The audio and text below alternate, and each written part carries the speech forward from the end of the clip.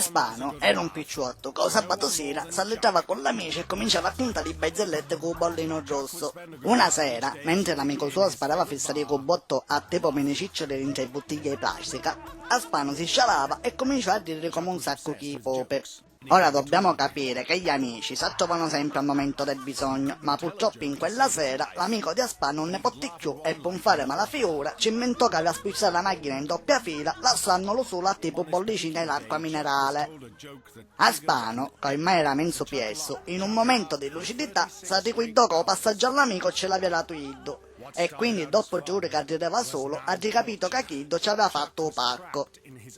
Non sapendo se piangere perché l'amica abbandonò o ridere perché ci pareva una barzelletta, o cuore da Aspano non ne poté più e ora sto in 13. Quando diciamo agli altri in gergo tecnico che usciamo con la panza, i globuli rossi pettono pace con ballazione ruccorate passe con la femmine. La pigliano anche noi possibile cruzamento armato e sbattono a tipo cazzolati di qua cena.